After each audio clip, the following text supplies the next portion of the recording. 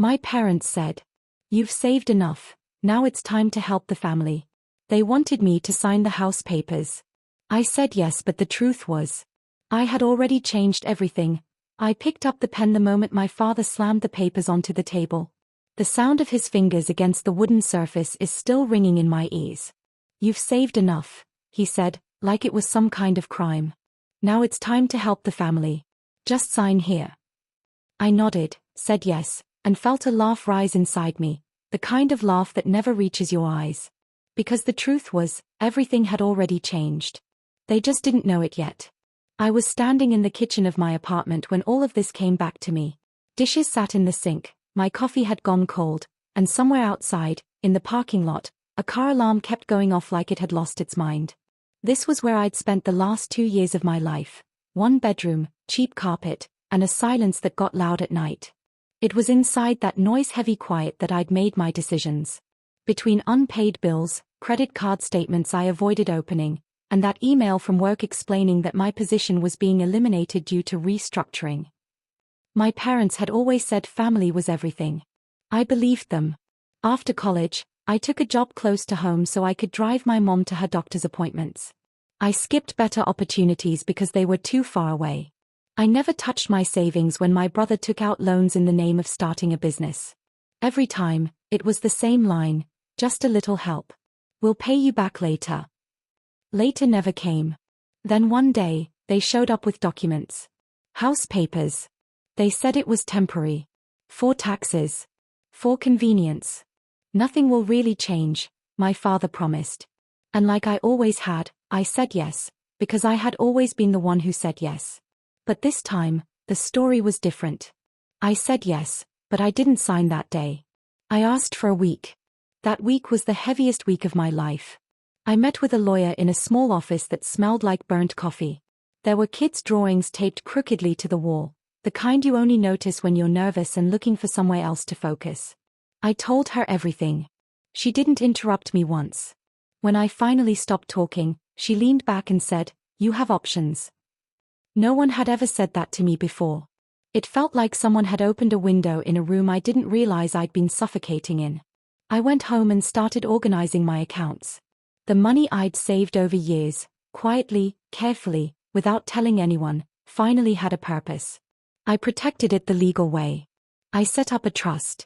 I changed names where names needed to be changed. I replaced the signature they wanted with a reality they hadn't planned for. It wasn't dramatic. No shouting. No slammed doors. Just paperwork, patience, and decisions made in silence. When my parents came back, my mother used that soft voice of hers, the one that always turned into guilt. "We raised you," she said. "We gave you everything." I pulled out a kitchen chair and sat down. For the first time, I felt upright. Steady. "I know," I said. "That's why I finally did something for myself too." My father frowned. "What does that mean?" I opened the folder. Slowly. These weren't the papers he expected. The conversation didn't explode. It sank. My father's voice got sharp. My mother cried. My brother sent me a long message full of blame and accusations, like I'd betrayed some unspoken contract. I listened. I didn't argue. I didn't defend myself. Because the truth was, I hadn't taken anything from them. I had just taken myself back. That night, I sat on the floor of my apartment and ate dinner straight out of the container. The TV stayed off. I did the math, how many months I could manage, what my health insurance actually covered, where I needed to send job applications. The next day, I picked up temporary work. That night, I enrolled in an online course I'd been putting off for years. It wasn't a miracle. Just small steps. But they were mine. Weeks later, my mom called. Her voice sounded tired. Not angry. Just worn down. "We didn't understand why you changed," she said. I stood by the window, watching rain smear the streetlights into long reflections.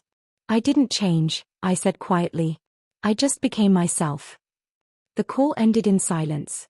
But this time, the silence didn't feel like an enemy. I know there will always be distance between us now.